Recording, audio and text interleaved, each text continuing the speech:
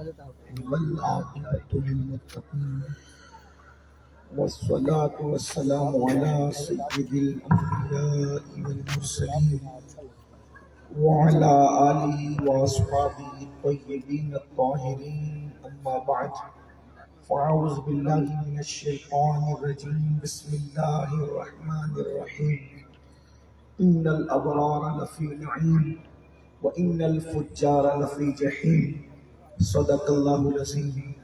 غوث اعظم بمنی بے سر و ساما مددے قبلہ دین مددے کعبہ ایمان مددے انتظار کرم تست من عینی را اے خدا جو خدا بینو خدا دا مددے بگیردہ بے بلا افتاد کشتی ضعیفان و شکستہ رات و کشتی بحق خواجہ عثمان ہارون مدد کن یا معین الدین چشتی مدد کن یا معین الدین چشتی مدد کن یا معین الدین چشتی. منبر پر رونق افروز برادر ذی قدر حضرت علامہ سید محمد قادری صاحب مقدس اللہ العالی، وہ ہمارے مشفق و مہربان حضرت علامہ حافظ اللہ بخش صاحب، جملہ ذوی الاحترام ذوی الاحتشام باصفا علماء کرام، حاضرین محفل، عزت ماں پردہ نشین ماں اور بہنوں، السلام علیکم ورحمۃ اللہ وبرکاتہ. انتہائی احترام و عقیدت کے ساتھ اپنے اور ساری کائنات کی مرکز عقیدت انیس بے کساں چارہ ساز درد منداں، ہم غریبوں کے غم گسار، ہم فقیروں کی ثروت، شہر یار ارم تاجدار حرم نوبہار شفاعت، شب اسرا کی دولہا نوشے بزم جنت، دانائے سبل مولائے کل ختم الرسل، خسرو خوباں سیاح لامکاں وجہ کن فکاں، در اللہ المکنون سر اللہ المخزون عالم ما کانا وما یکون، آب و گل انبیاء جان و دل اصفیاء، مطلع ہر سعادت مقطع ہر سیادت، خلاصہ کائنات فخر موجودات، حضور احمد مجتبی محمد مصطفیٰ، ارواحنا فدا صلی اللہ تعالی علیہ وآلہ وصحبہ وبارک وسلم کی بارگاہ بے کس پناہ میں جس طریقے سے پڑھاؤں بلند آواز سے اپنے ساتھ میرے ساتھ مل کر پڑھیں. الصلاۃ والسلام علیک یا رسول اللہ، الصلاۃ والسلام علیک یا نبی اللہ، الصلاۃ والسلام علیک یا حبیب اللہ، یا حبیب اللہ، وعلی آلک واصحابک یا نور اللہ، وعلی آلک واصحابک یا نور اللہ، صلی اللہ تعالی علیہ وسلم، صلی اللہ تعالی علیہ وسلم. رخ دن ہے یا مہر سما، یہ بھی نہیں وہ بھی نہیں، شب زلف یا مشک خطاں، یہ بھی نہیں وہ بھی نہیں، خورشید تھا کس زور پر کیا بڑھ کے چمکا تھا قمر، بے پردہ جب وہ رخ ہوا، یہ بھی نہیں وہ بھی نہیں، دن لہو میں کھونا تجھے، شب صبح تک سونا تجھے، شرم نبی خوف خدا، یہ بھی نہیں وہ بھی نہیں، رزق خدا کھایا کیا، فرمان حق تالا کیا، شکر کرم قرض سزا، یہ بھی نہیں وہ بھی نہیں، اور ڈر تھا کہ عصیاں کی سزا اب ہوگی یا روز جزا، ڈر تھا کہ عصیاں کی سزا اب ہوگی یا روز جزا، دی ان کی رحمت نے سزا، یہ بھی نہیں وہ بھی نہیں.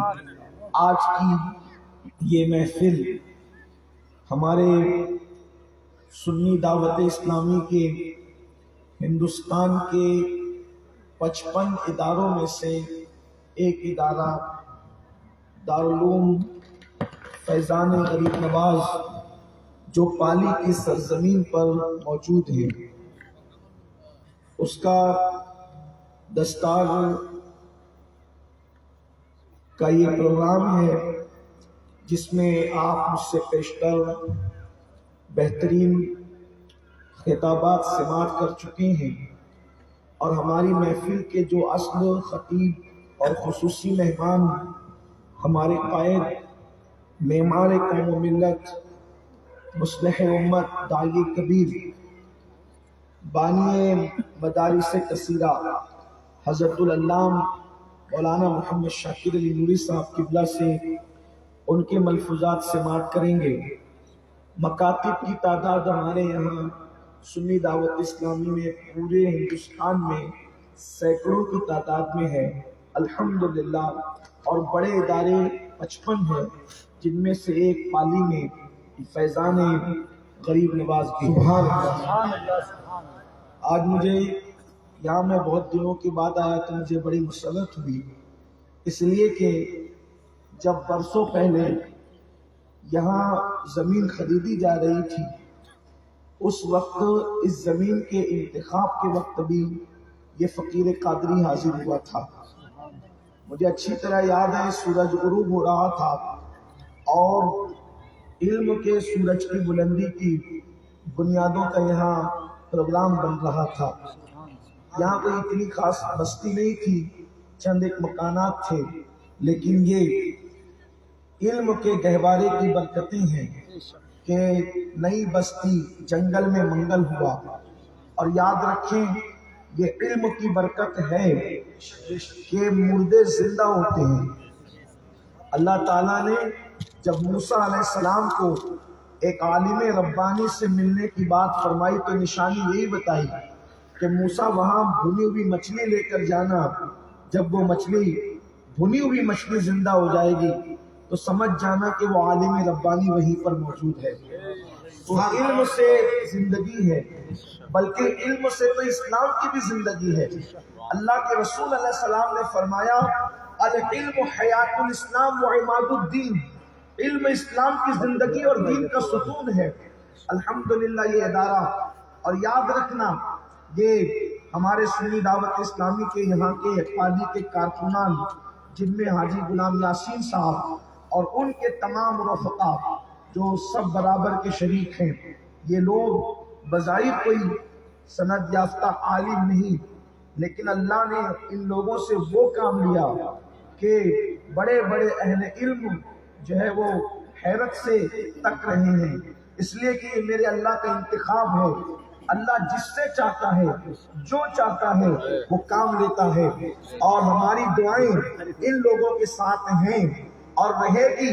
اور یہ بات بھی آپ سے کہہ دوں، پالی کے سنی مسلمانوں، اگر کوئی اللہ کے لیے دین کا کام کرنے کے لیے نکلے، یہ تو بہت بڑی بات ہے کہ پورا شہر پالی کا ہمارے ساتھ ہے، ان کی محبتیں ہمارے ساتھ ہے، ان کی الفتیں ہمارے ساتھ ہے، اس لیے کہ اگر آپ کی محبتیں نہ ہوتی تو یہ اتنا بڑا ادارہ نظر نہیں آتا۔ لیکن ایک بات آپ سے کہتا ہوں، اگر دین کا کام کرنے والوں کی کوئی مدد نہ بھی کرے تو میرے بے نیاز اللہ نے اعلان کر دیا ان تنصروا اللہ ینصرکم، اگر تم اللہ کے دین کی مدد کرو گے تو کوئی تمہاری مدد کرے نہ کرے، اللہ خود تمہاری مدد کیا کرے۔ نعرہ تکبیر، نعرہ رسالت،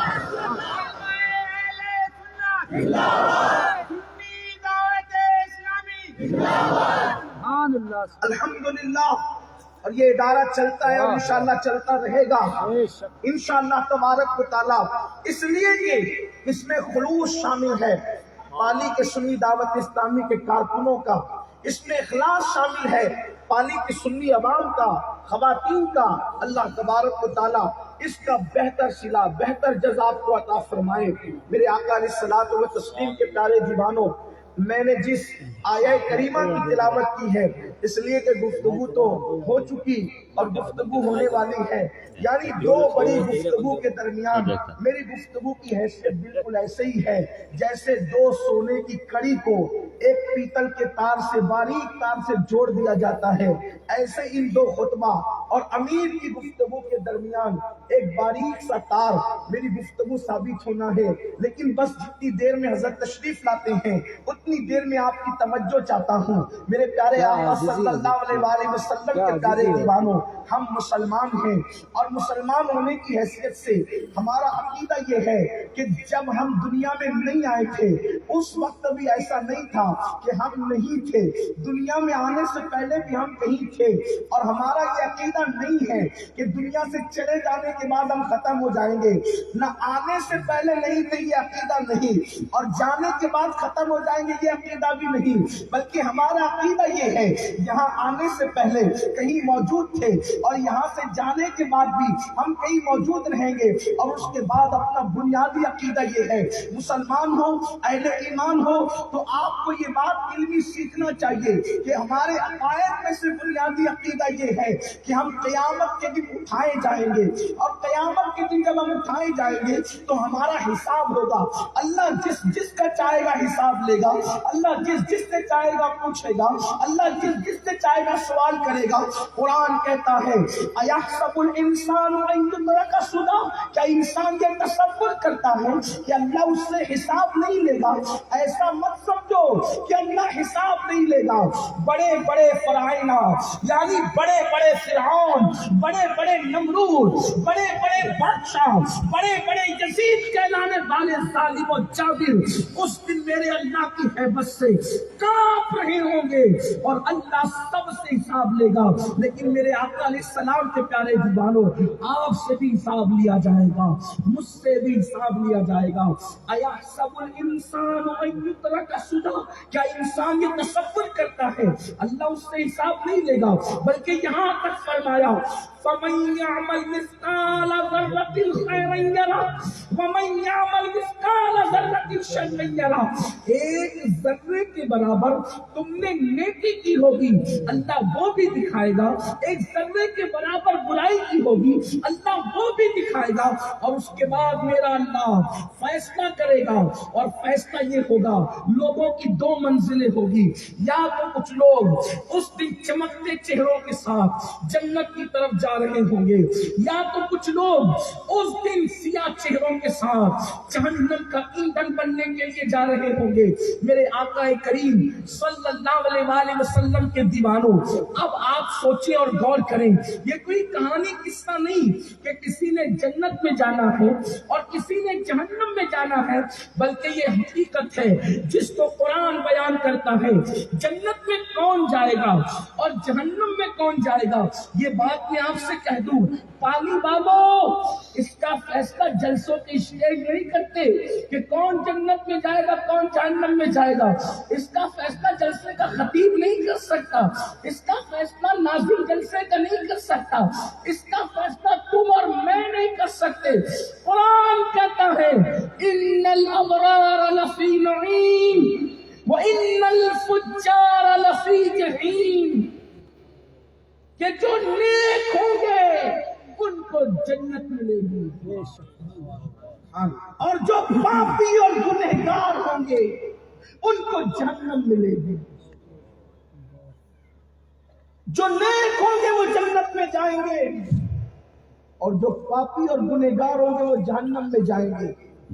آگے گفتگو بڑھانے سے پہلے بات عرض کر دوں، آپ میرے متعلق بھی نہیں کہہ سکتے کہ میں نیک ہوں، اور نہ آپ اپنے متعلق کہہ سکتے کہ آپ نیک ہیں۔ کیوں؟ اس لیے کہ جس کو آپ نیک کہتے ہیں اس کو قدرت بھی نیک کہے، یہ کوئی ضروری نہیں، یہ بات خاص۔ جو اپنے آپ کو نیک سمجھتا ہے اسے قدرت نیک کہے، کوئی ضروری نہیں، اور آپ جس کو بد سمجھتے ہیں اسے قدرت بھی بد کہے، یہ ضروری نہیں۔ بے شمار ایسے بد ہیں جنہیں آپ پاپی سمجھ سمجھتے ہیں لیکن وہ قدرت کی فہرست میں نیکوں میں لکھے اور بے شمار ایسے نیک ہیں جنہیں آپ نیک اور اللہ والا سمجھتے ہیں اور وہ قدرت کی فہرست میں پاپی لکھے ہوئے ہیں. اس لیے یہ دنیا کے اندر فیصلے نہیں ہوں گے ان الابرار لفی نعیم وان الفجار لفی جحیم. نیکوں کے لیے جنت ہے اور پاپیوں کے لیے جہنم ہے. لیکن یاد رکھیں اب کون پاپی ہے؟ اپنے آپ کو ہر آدمی زیادہ سمجھنا ہے. اور یاد رکھنا جو سب سے بڑا پاپی ہے دنیا کا، وہ سب سے بڑا گنہگار ہے دنیا کا، جو اپنے آپ کو نیک سمجھتا ہے، اس کی وجہ یہ ہے اللہ اکبر. اگر ہم حدیثوں میں پڑھتے ہیں تو اللہ وہ ام المومنین صلی اللہ جسے سیدہ طیبہ طاہرہ مفتی چار ملت کہا جاتا ہے، اجلا آرائے عفت کہا جاتا ہے، محبوبہ محبوب رب العالمین کہا جاتا ہے، ام المومنین سیدہ عائشہ صدیقہ رضی اللہ تعالیٰ عنہ. میں عرض کرنا چاہتا ہوں کوئی اندازہ لگائے اس خاتون کی عظمت کا، کوئی اندازہ کرے اس خاتون کی عظمت کا. اس خاتون کی مقدس خاتون کی عزت و حرمت کا مینار اتنی بلندی پر ہے کہ کوئی دیکھنے والا دیکھنا چاہے تو اس کی ٹوپی گر جائے گی، لیکن عظمت عائشہ صدیقہ کے قصر مینار کی بلندی تک اس کی نظر جا ہی نہیں سکتی. اس کی وجہ میں بتانا چاہتا ہوں، تھوڑا توجہ کرنا. پہلے اماں عائشہ کی شان سنو. گھر میں جھاڑو دینے والی عورت کا نام عائشہ نہیں، گھر میں کپڑے دھلنے والی کا نام عائشہ نہیں. اماں عائشہ کس خاتون کا نام ہے؟ کس عورت کا نام ہے؟ اماں عائشہ کی شان سمجھو. دور آدم کی عورتوں سے لے کر امام مہدی کے دور کی عورت تک کسی عورت کو یہ شان حاصل نہیں کہ اس کے بستر پہ قرآن نازل ہوا. اس لیے کہ عورت اگر بے وضو ہو، توجہ کرنا، اماں عائشہ کے بستر پہ نزول قرآن کی بات کر رہا، عورت یا مرد بے وضو ہو تو وہ قرآن کی ایک آیت کو ہاتھ نہیں لگا سکتے. ٹھیک؟ اور جس کے بستر پہ قرآن نازل ہو اور وہ بھی بستر پہ کی شان سے اللہ اکبر، رسول اللہ ان کے بستر پہ جلوہ گر ہو اور پھر قرآن نازل ہو، یہ ام المومنین کی شان ہے. آپ مجھے بتائیں، اسی لیے تو ہم کہتے ہیں عائشہ صدیقہ کا بستر رشک طور ہے، رشک طور، کیونکہ طور پر موسیٰ جاتے ہیں اور توریت آتی ہے، اور بستر عائشہ پر جانے موسیٰ جاتے ہیں اور قرآن. نعرہ رسالت دارالعلوم فیضان غریب نواز سنی دعوت اسلامی اولاد غوث اعظم. سبحان اللہ. جس کے بستر کو دور بھی رشک کی نظر سے دیکھے، جلوہ دور جسے رشک کی اللہ اکبر نظر سے دیکھے، وہ بستر عائشہ صدیقہ ہے. اب اس خاتون کی عظمت کا کوئی اندازہ لگا سکتا ہے، لیکن اب دل کے کانوں سے سنو.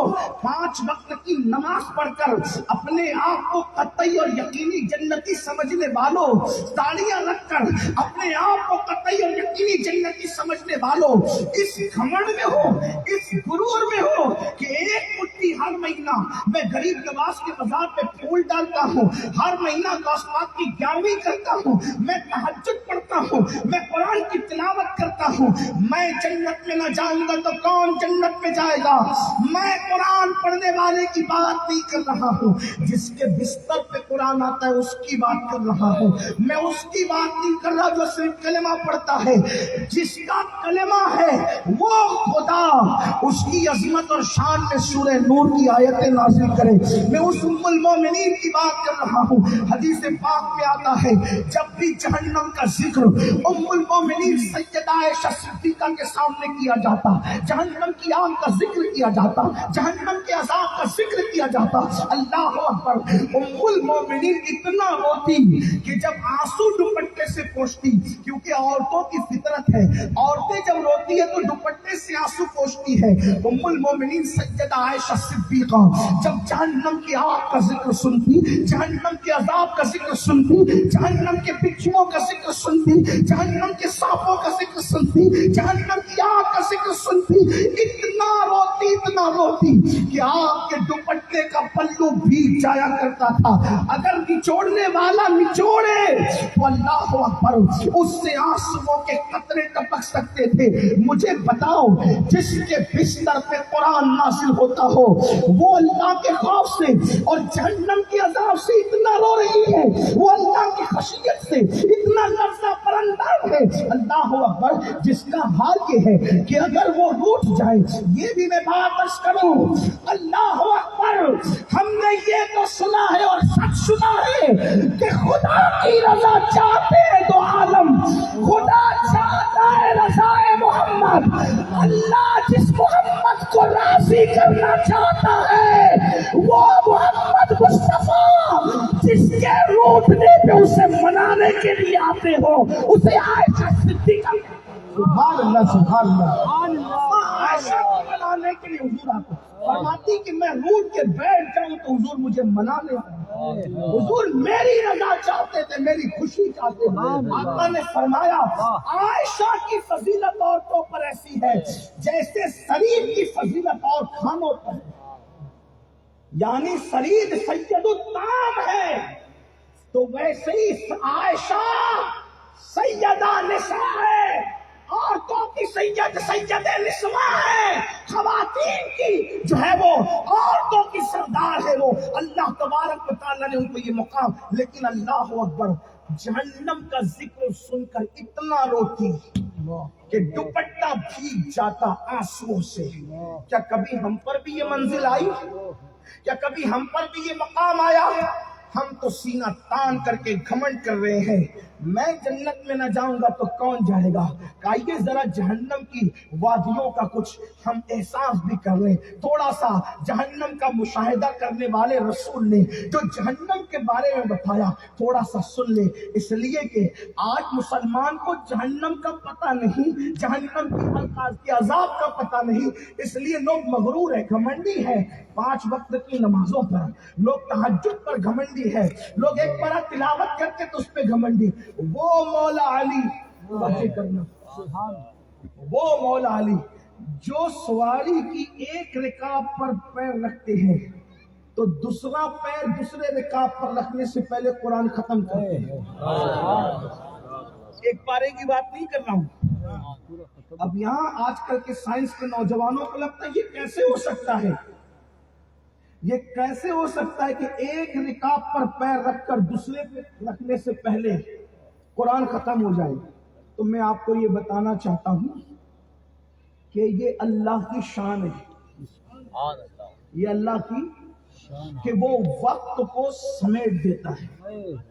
हाँ, जैसे मिसाल के तौर पे मेराज हुजूर को जो हुई वो कितनी देर में हुई, तो आपका हमारा अकीदा है कि बिस्तर भी गर्म था, जंजीर भी हिल रही थी, पानी भी बह रहा था, वो जाकर आ गए थे। मैं कहता हूं अगर किसी मुकर्रिर को मेराज बयान करने के लिए बुलाएं और वो मुकर्रिर ईमानदार हो और अहले इल्म भी हो, पुख्ता ख्याल भी हो, साहिब मारिफत भी हो, साहिब दिल भी हो, वो वुजू करके अपना बिस्तर छोड़कर मेराज बयान करने आए तो वो मेराज बयान करके घर जाएगा तो भी उसका बिस्तर गर्म नहीं रहेगा, उसके खोले हुए दरवाजे की जंजीर हिलती नहीं रहेगी, क्योंकि मेराज बयान करने में इतना टाइम लगेगा कि उसका बिस्तर भी ठंडा होगा और उसकी जंजीर भी खत्म हो जाएगी, हिलते हिलते खत्म हो जाएगी, और उसका पानी भी बह चुका होगा बल्कि सूख चुका होगा। अब आप मुझे बताएं, जिसके बयान करने में इतना टाइम लगता हो तो उसको जाने और आने में कितना टाइम लगा होगा। लेकिन टाइम अल्लाह ने समेटा कि नहीं समेटा? भाई अल्लाह ने टाइम समेटा कि नहीं समेटा? तो जैसे महबूब के लिए अल्लाह तबारक व तआला बड़े टाइम को छोटा कर देता है, यानी अल्लाह रब्बुल इज्जत उनके लिए गर्दिशे लैलो और नहार को रोक देता है, वैसे वो अपने वलियों के लिए भी अपने करम से गर्दिशे लैलो नहार को रोक دیتا ہے، یہ کرامت ہوتی ہے۔ اس کی بڑی تفصیلیں جو موجود ہے، میں اس پر کوئی گفتگو اس وقت نہیں کرتا، لیکن اتنا ضرور کہتا ہوں یہ بطور کرامت ہے جس کا لوگ مذاق اڑاتے ہیں، اور اس پر بہت زیادہ تفصیلات موجود ہے۔ لیکن ایک بات آپ سے عرض کرنا چاہتا ہوں، وہ مولا کائنات جو ایک رکاب پر پیر رکھ کر دوسرے پر رکھنے سے پہلے پورا قرآن ختم کر لیتے ہیں، جب وہ جہنم کے عذاب کو یاد کرتے تو اپنی مغفرت کی دعا میں ایسے تڑپتے جیسے سانپ کا ڈسا ہوا انسان تڑپ تڑپ کر کے روتا ہے۔ مولا مشکل کشا اس طرح سے روتے تھے، آپ سوچ سکتے ہیں کیا ان کو یقین نہ تھا کہ اللہ ان کی مغفرت کرے گا؟ واللہ ان لوگوں کے لیے تو قرآن کہہ رہا ہے وَكُلًّا وَعَدَ اللَّهُ الْحُسْنَى، اللہ نے ان کے ساتھ حسنہ کا وعدہ کیا ہے۔ رضی اللہ عنہم ورضوا عنہ، ان سے اللہ راضی ہو گیا، وہ اللہ سے راضی ہو گئے۔ اللہ اکبر، وہ اسلام قبول کرنے والے لوگ تھے، اور وہ بھی کیسے؟ اس دور میں اسلام قبول کیا جس دور میں اسلام کا نام لینا بھی جرم سمجھا جاتا تھا، ایسے لوگ۔ لیکن اور پھر حضور نے ان کو جنت کی بشارتیں دی۔ مولا کائنات تو ان 10 لوگوں میں ہیں جن کو میرے آقا نے دنیا میں جنت کی بشارت دی۔ آقا فرماتے ہیں ابو بکر فی الجنہ، عمر فی الجنہ، عثمان فی الجنہ، علی فی الجنہ، سعد فی الجنہ، سعید فی الجنہ۔ اور آقا فرماتے ہیں ابو طلحہ فی الجنہ۔ اس طریقے سے میرے آقا علیہ الصلوۃ والتسلیم نے سعید فی الجنہ 10 نفوس قدسیہ کا نام لے کر ایک ہی محفل میں ان کی جنت کی بشارت دی۔ میرے امام کہتے ہیں وہ 10 جن کو جنت کا مشتاق ملا، اس مبارک جماعت پہ لاکھوں سلام، جن کو رسول اللہ نے جنت کی بشارتیں دی، وہ لوگ کیسے روتے ہیں؟ ایسے روتے ہیں جہنم کے عذاب کو یاد کر کے جیسے سانپ کا ڈسا ہوا تڑپ تڑپ کر کے روتا ہے۔ اور فاروق اعظم کا حال ہی عجیب ہے، جب وہ جہنم کا عذاب قرآن میں پڑھتے تھے تو پڑھتے پڑھتے بے ہوش ہو جایا کرتے تھے، ہوش کھو دیا کرتے تھے۔ ایک مرتبہ کسی نے آپ کے سامنے آیت پڑھی ان عذاب ربک لواقع ما لہ من دافع، کہ بے شک تیرے رب کا عذاب واقع ہو کر کے رہے گا اور اللہ کے عذاب کو کوئی ٹال نہیں سکتا۔ فاروق اعظم چیخ مار کے بے ہوش ہو کے زمین پہ گر گئے، اور 3 دن تک بیمار رہے۔ لوگ آپ کی عیادت کو آتے تھے۔ یہ وہ نیک لوگ ہیں جن پہ جہنم حرام، یہ وہ نیک لوگ ہیں جنہیں جنت کی بشارتیں، ان کا یہ حال۔ اور ہم لوگ جنہیں جنت کا کوئی ٹھکانہ ہی نہیں، نماز چھوڑ رہے ہیں، جھوٹ بک رہے ہیں، بدکاری اور زنا کے اڈوں پہ جانے والے جا رہے ہیں، شراب کے نشے میں دھت ہو رہے ہیں، سود کے دھندے کر رہے ہیں، حرام کاروبار کر رہے ہیں، عورتوں پہ پاپ کی نظریں ڈال رہے ہیں، یتیموں کا حق چھین کر کے حرام مال کھا رہے ہیں، اپنے بھائیوں کی حق تلفیاں کر رہے ہیں، اپنی بہنوں کی حق تلفیاں کر رہے ہیں، اپنی بیویوں کی حق تلفیاں کر رہے ہیں، اور اس کے بعد گھمنڈ ہے، غرور ہے، کس بلا کی میں سے ہے سرشار ہم، دن ڈھلا ہوتے نہیں ہوشیار ہم۔ اے پالی کے سنی مسلمانوں، فیضان غریب نواز کے اجلاس میں آنے والوں، میرے بھائیوں میری بہنوں، آئیے ذرا میں آپ کو بتاؤں نا، اللہ اکبر، اما عائشہ روتے روتے دوپٹہ تر کرے، فاروق اعظم روتے روتے بے ہوش ہو جائیں، سیدنا علی کے مرتضیٰ ایسے روئے جیسے سانپ کا ڈسا ہوا تڑپ تڑپ کر کے روتا ہے، مولا کائنات کی داڑھی آنسوؤں سے تر ہو جاتی ہے۔ اس طرح وہ رونے والے روتے ہیں کیونکہ ان کو پتا تھا کہ جہنم ہے کیا۔ ہمیں نہیں پتا جہنم کیا ہے، جب جہنم کا ذکر ہوتا ہے تو ہمارے ہونٹوں پہ ہنسی آتی ہے۔ مولانا تو کہانی بیان کر رہے ہیں، مولانا تو قصہ بیان کر رہے ہیں، مولانا کی بات نہیں کرتا، مولا کی بات کرتا ہوں۔ سنو، میرے آقا غیب دا نبی مصطفیٰ جان رحمت صلی اللہ علیہ وآلہ وسلم ارشاد فرماتے ہیں کہ میں نے بندے کو دیکھا جس کی شکل بڑی ہیبت ناک تھی۔ اب ذرا دل کے کانوں سے سننا اور اپنے آپ پر رحم کرنا۔ گناہوں کے اڈوں کو آباد کرنے والوں، بدی کے اڈوں کو آباد کرنے والوں، اپنے حال پر رحم کر لو خدا را۔ بہت بڑی گھاٹی ہے جسے جہنم کہتے ہیں۔ میرے نبی نے، میں اپنی ماں اور بہنوں کی بھی توجہ چاہتا ہوں، میری بہنوں چولہا پھونکتے پھونکتے زندگی ختم کر دو گی، میری بہنوں کپڑے جھاڑو کرتے کرتے زندگی ختم کر دو گی۔ یہ بے وفا دنیا ہے میری بہن، جن کو تو گرم گرم کھانا پکا کر دیتی ہے، وہ شوہر بھی تیری قبر میں تجھے بچانے نہیں آئے گا. تیرے گھر والوں کو جس کو تو نے بہت زیادہ خدمتیں کی ان میں سے کوئی تو تجھے یاد بھی نہیں کرے گا. لیکن یاد رکھنا نماز کے وقت میں اگر تو ٹی وی دیکھ رہی ہے میری بہن, سیریل دیکھ رہی ہے, نماز چھوڑ رہی ہے, یا اللہ اکبر تو نامحرم مردوں سے بات کر رہی ہے, نامحرم اجنبی مردوں سے گفتگو کر رہی ہے, تو میری بہن سمجھ لے کہ تو اپنے آپ کو جہنم کا ایندھن بنا رہی ہے. ہاں اگر تیرا کسی اجنبی مرد سے ٹچ ہو رہا ہے تو میرے نبی نے فرمایا عورت کا ہاتھ اگر کسی اجنبی مرد سے ٹچ ہو جائے بدنیتی کے ساتھ, بدی کی نیت کے ساتھ, اس پر سب سے زیادہ اگر کسی کا حق ہے تو جہنم کی آگ کا حق ہے. اور یہ جہنم کی آگ کیا ہے آپ ہم ذرا دل کے کانوں سے سنیں. آقا فرماتے ہیں میں نے دیکھا ایک ہیبت ناک شکل والا, ایک مکروہ شکل والا, جس کی شکل انتہائی ہیبت ناک تھی, اور وہ جہنم کی آگ کو بھڑکا رہا تھا اور جہنم کی آگ بھڑک رہی تھی.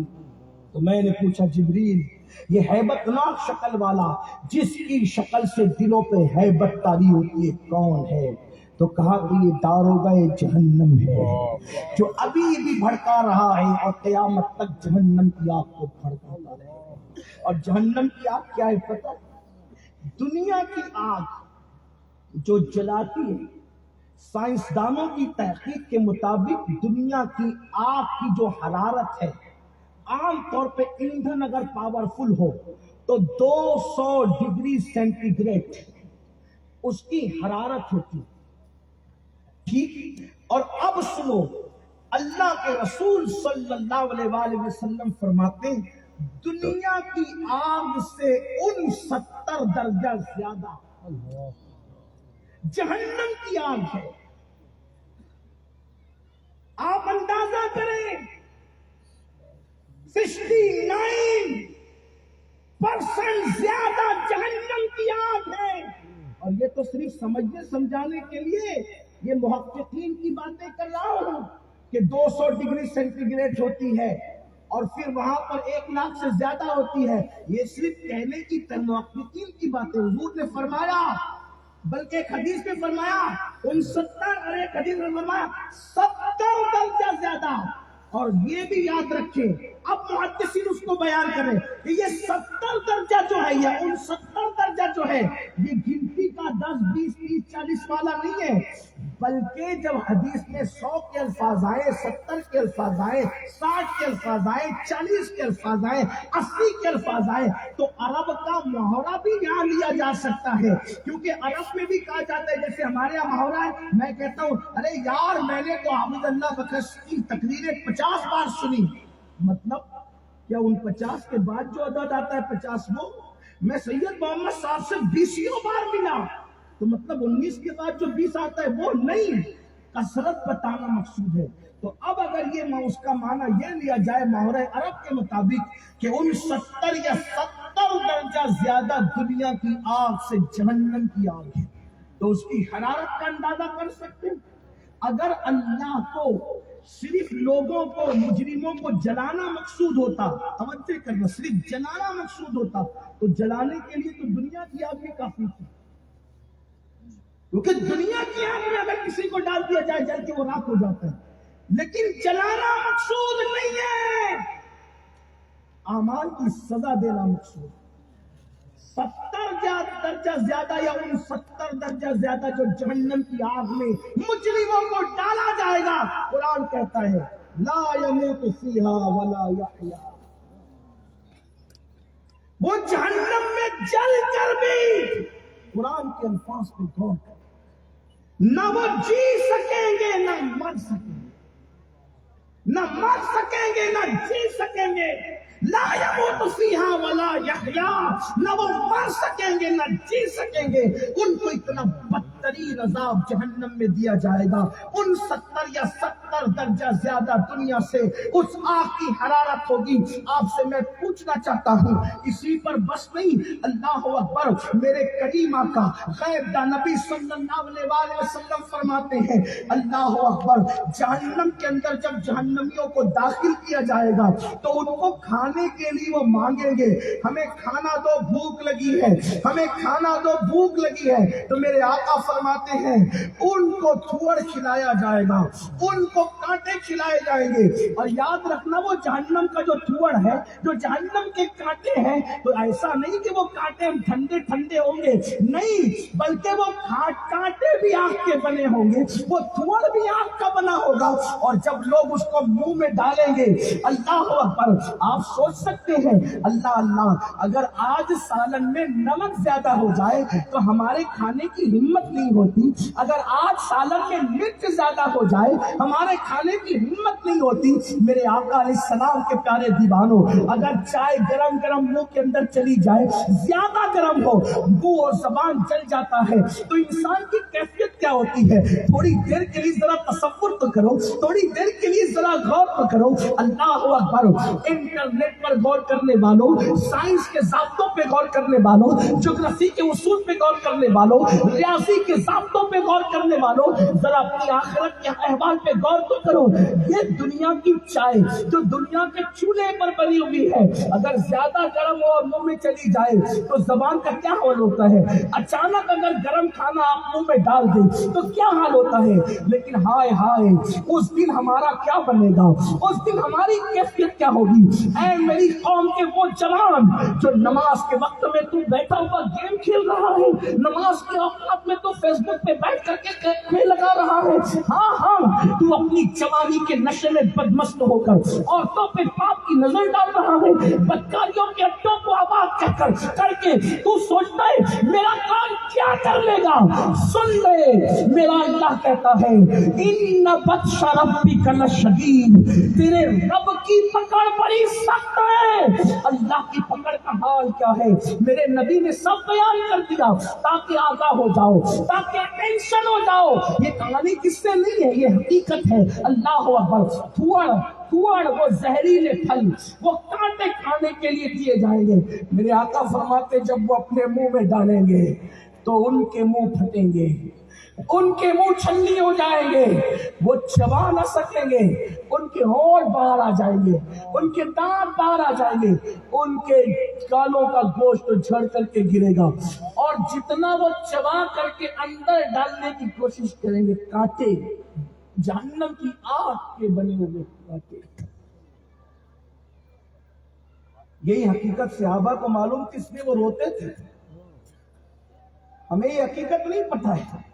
اسی لیے تو کہتا ہوں نیک بننے کے لیے علم کا ہونا بھی ضروری ہے. بغیر علم کے ہم نیک بھی نہیں بن سکتے, ہمیں تو پتہ ہی نہیں, ہم تو ہنستے ہیں, ارے چھوڑو مولانا اللہ کریم ہے. میں کہتا ہوں اللہ کریم ہے. کیا یہ صحابہ کو نہیں پتا تھا اللہ کریم ہے؟ آپ کو آج پتا چلا اللہ کریم ہے. رات رات پر رونے عبادت کرنے والے کیوں ڈر رہے تھے, آنسو کیوں بہا رہے تھے؟ انہیں نہیں پتا تھا واللہ خدا کی معرفت جتنا صحابہ کو نصیب تھی اس کا کوئی ذرہ بھی کسی کو نصیب نہیں ہو سکتا. انبیاء کی جماعت کے بعد اصحاب رسول کو جو معرفت تھی, کیوں؟ اس لیے کہ صحابہ نے خدا کو دیکھنے والے مصطفیٰ سے توحید کا درس لیا تھا. ان سے زیادہ خدا کی معرفت کس کے پاس ہو سکتی تھی؟ اور پھر میرے آقا ارشاد فرماتے ہیں جب وہ تھوڑ منہ سے چبائیں گے ان کے حلق چھلنی ہوں گے, پھٹیں گے, اور ان کے پیٹ کے نیچے کے حصے سے ان کی آنتیں کٹ کٹ کے گریں. پھر وہ پانی طلب کریں گے, پانی, پھر وہ پانی مانگیں گے. اللہ کے رسول فرماتے ہیں انہیں آب حمیم دیا جائے گا. وہ گرم گرم پانی آب حمیم. اس کی تشریح کرتے ہوئے کہا گیا, بعض محدثین کہتے ہیں وہ آب حمیم ایسا پانی ہوگا جس میں جہنمیوں کا پیپ ملا ہوا ہوگا, جہنمیوں کا خون ملا ہوگا. ایک بات اور سن لیں, آج کل تو شراب کا بھی بہت دور دورہ چلا ہے، فلموں میں شراب کی تشہیر ہو رہی ہے، سیریلوں میں شراب کی تشہیر ہو رہی ہے۔ آب حمیم تو عام جہنمیوں کے لیے ہے، لیکن جو شرابی جہنمی ہیں ان کے لیے کوئی خاص بات ہے۔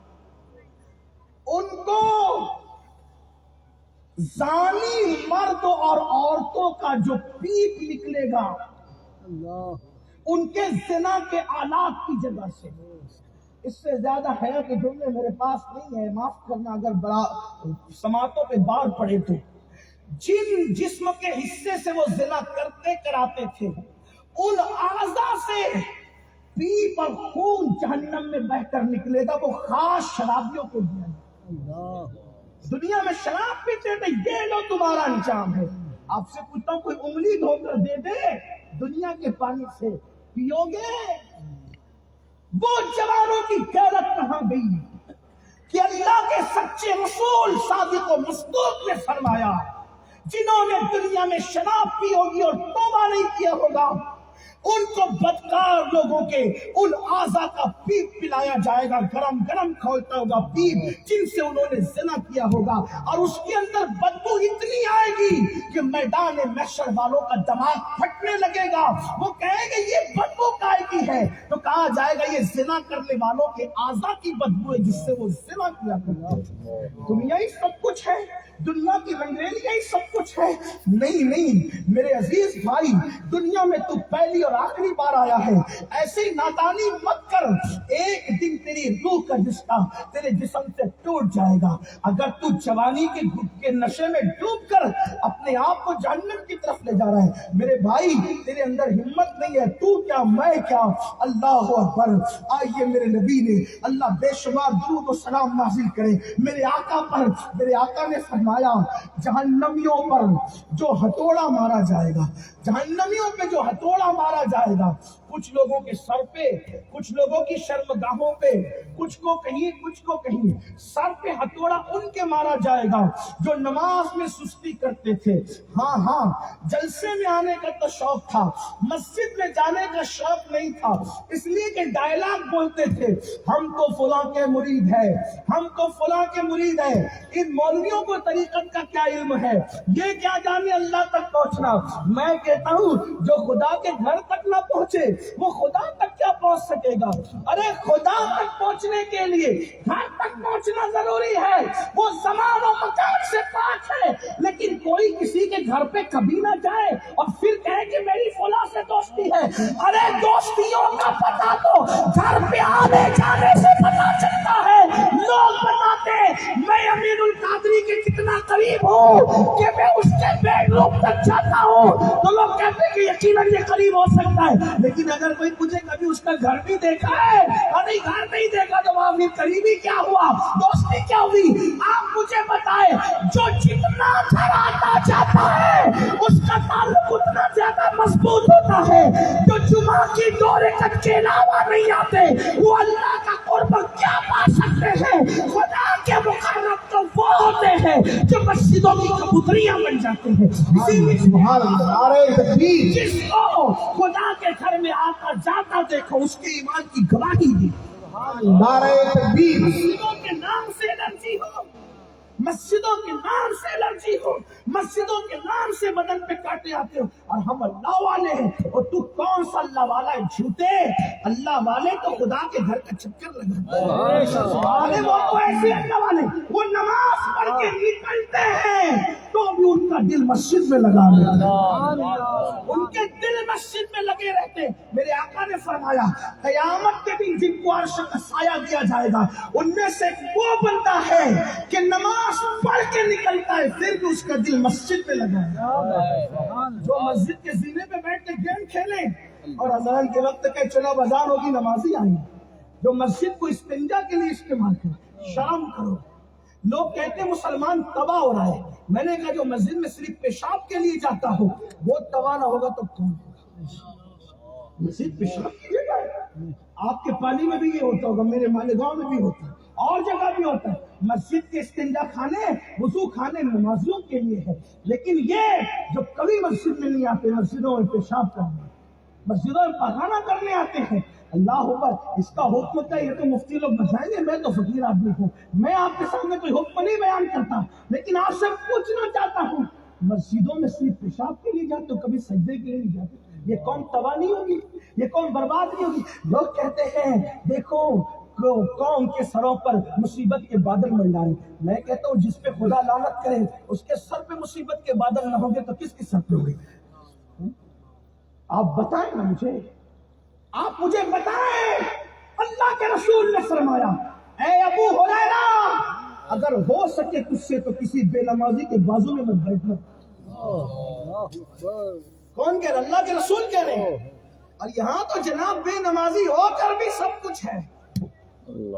یہ دنیا داروں کا دربار نہیں کہ تیرا کاروبار دیکھ کر تجھے مقرب بنایا جائے.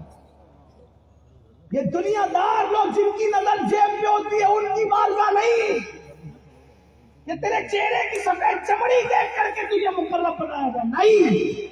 وہاں تو نہ عربی دیکھا جاتا ہے نہ عجمی دیکھا جاتا ہے, وہاں تو ایمان کے بعد عمل دیکھا, تقویٰ دیکھا جاتا ہے. ان اکرمکم عند اللہ اتقاکم. آپ نے کیا سمجھ رکھا ہے؟ اپنے ارد گرد کے محلوں کے گھر سمجھ رکھے کہ میں کچھ بھی کروں گا اللہ مجھ سے پیار کرے گا, رسول اللہ مجھ سے پیار کرے گی. سن لو, میں اپنی طرف سے نہیں کہہ رہا ہوں. جب یہ باتیں میں کرنے لگتا ہوں تو لوگوں کو ایسا لگتا ہے کہ یہ گڑھ کر کے بول رہے. میرے اندر اتنا دماغ نہیں کہ میں گڑھ کے بولوں. پڑھ کر جتنا پڑھا ہے اتنا بھی نہیں بول پاتا تو گڑھنے کی فرصت کہاں سے؟ ہاں, یہ بھی لوگوں کو فقی ابو اللیث سمرقندی نے لکھا اپنی کتاب میں. میں جو روایتیں پڑھ رہا ہوں وہ ساری روایتیں میں آپ کو بتا سکتا ہوں, اور آج کل تو میں PDF میں لے کے چلتا ہوں, اس لیے کہ مجھے پتا ہے کہ میری گفتگو کچھ لوگ سننے آتے ہیں, کچھ سونگنے آتے ہیں, تو سونگنے والوں کو بھی میں چارہ پیش کر سکتا ہوں, کوئی تکلیف کی بات مجھے نہیں ہے, میری ذمہ داری ہے, بتاؤں گا آپ کو. ہاں, تو فقی ابو اللیث سمرقندی نے علماء سے کہتا ہوں الفاظ میرے تبدیل ہو سکتے روایت بیان کرتے وقت, مضمون نہیں بدل سکتے. اسی لیے میں احتیاطاً کہتا ہوں کہ میں اپنے الفاظ کے جامع میں پیش کر رہا ہوں تاکہ احتیاط بھی ملحوظ ہے, کیونکہ فکر امام احمد رضا میں پابند کرتی ہے. ہاں, ہم کہیں رہیں, ہم ہر جگہ فکر رضا کے پابند. خزنہ کی چھاؤں میں ہم فکر رضا نہیں چھوڑتے, تو پالی آ کر راجستھان آ کر فکر رضا. سبحان اللہ. اور یہ بات ہے کہ فکر رضا کسی کے گھر کی جاگیر نہیں ہے, فکر رضا ہر عاشق رسول کی آواز ہے. اور فکر رضا یہ ہے انہیں جانا انہیں مانا سے کام للہ الحمد. میں دنیا سے مسلمان گیا. نعرہ تکبیر, نعرہ رسالت, سنی دعوت اسلامی, مسلک اعلی حضرت. سبحان اللہ. اور ہماری بیعتیں بھی موقوف ہے فکر رضا پر, اور ہماری خلافتیں بھی موقوف ہے فکر رضا پر. اگر ہم رات کے اندھیرے میں بھی فکر رضا سے بغاوت کریں تو کسی کو نکالنے کی ضرورت نہیں, بیعت بھی جاتی ہے, خلافت بھی جاتی ہے. ہمیں تو دھندا ہی نہیں کرنا ہے, ہمیں تو یہ نسبتوں کا خیال کرنا ہے. اگر قادری بن کے جانا ہے تو ہمارے مرشدوں نے ہمیں پابند کیا, فکر رضا کے پابند ہیں انشاءاللہ, اور پابند رہیں گے. اگر پالی والے کچھ بچوں کو جو اسکول کالج میں پڑھ کر تھوڑا ہم پر شک کرتے ہیں کہ ہم فکر رضا کے پابند نہیں ہیں, تو میں کہتا ہوں میرے پالی کے بھائیوں, قیامت میں دیکھ لینا نا, قدرت کھول دے گی کون فکر رضا کے ساتھ وفا کرتا تھا, کون فکر رضا کے ساتھ تجارت کرتا. پالی کے میرے وہ نوجوان جو ہم سے کہتے ہیں, میں ان جوانوں سے کہتا ہوں, آپ ہی سے کہہ سکتا ہوں, وہ سن رہے بیٹھ کر کے, الحمدللہ ہماری فکر ہے دشمن احمد کی شدت ہے, کیا محبت ہے, جل جائے بے دینوں کے دل, یا رسول اللہ کی کثرت کیجیے. صوبہ بدلنے میں ہماری بولیاں نہیں بدلتی. الحمدللہ ہم کسی بھی صوبے میں جائیں, ہم رضا کے فکر کی بولی بولتے ہیں. دشمن احمد میں شدت کیجیے, ملحدوں کی کیا مربت کیجیے, غیظ میں جل جائیں بے دینوں کے دل, یا رسول اللہ کی کثرت کیجیے. شرک ٹھہرے جس میں تعظیم حبیب, اس پورے مذہب پہ لعنت کیجیے چرچا انہیں کا صبح و شام, جانے کافر پر قیامت کیجیے. سبحان اللہ.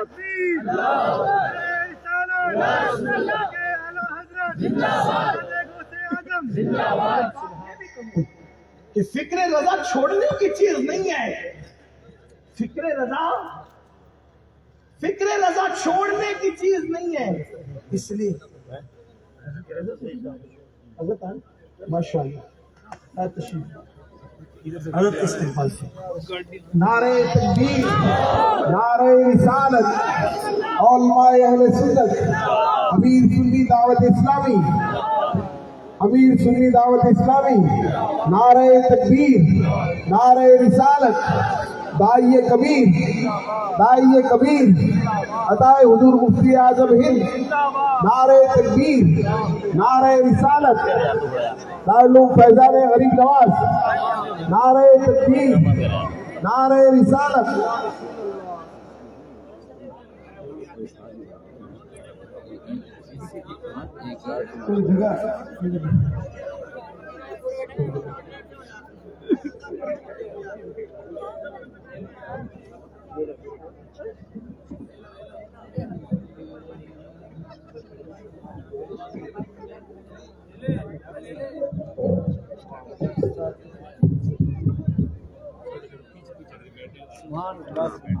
بلند آواز سے آپ سب درود شریف پڑھنے میں اپنی بات جلدی.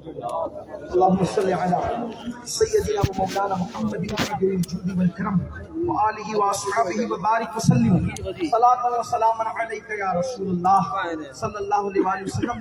حضرت تشریف لا چکے ہیں. میں نے پہلے شروع میں اعلان کیا تھا کہ حضرت آئیں گے تو میری گفتگو مکمل ہوگی، لیکن میں اس منزل پر آ گیا ہوں تو میں چاہتا ہوں کہ میں آپ کے سامنے جو ہے وہ ایک دو بات رکھوں.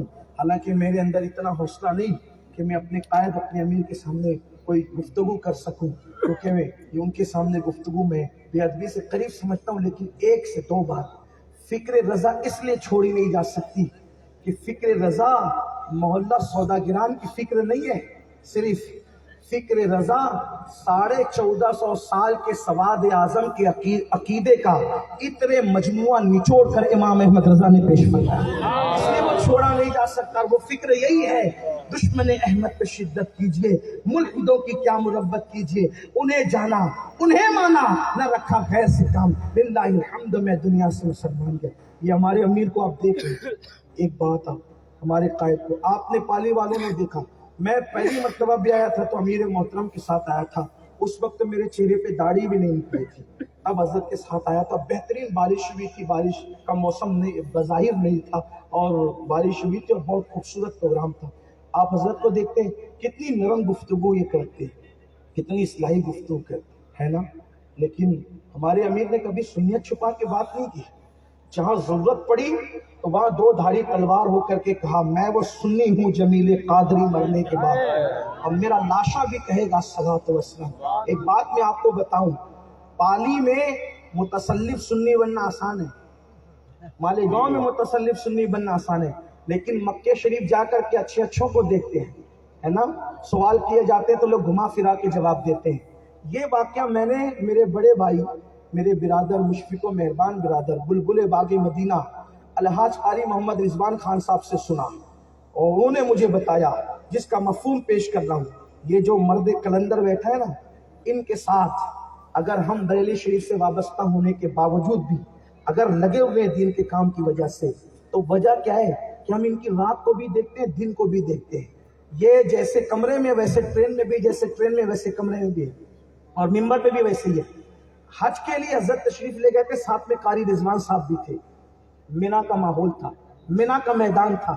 مینا کے میدان میں ایک بدعقیدہ مولوی کچھ تقریر کر رہا تھا، اور مینا میں تو دیواریں ہوتی نہیں، وہ پردے لگے ہوتے ہیں.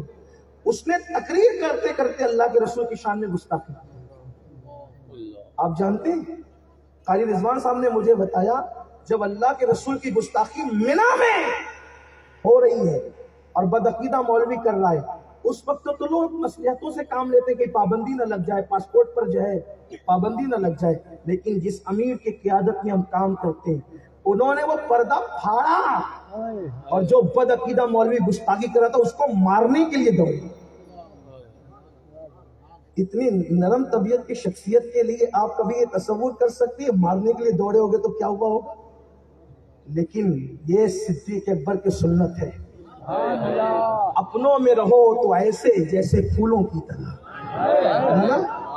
और औरों को जब देखो तो अशिद्दा वलल कुफ्फार के मुफ्ताक बन जाओ। हजरत दौड़े, मैं हजरत के सामने ये बात बतौर मफहूम पेश कर रहा हूँ। कारी साहब ने मुझे बहुत तवील तौर पे बताया था, लेकिन वक्त ज्यादा हुआ है।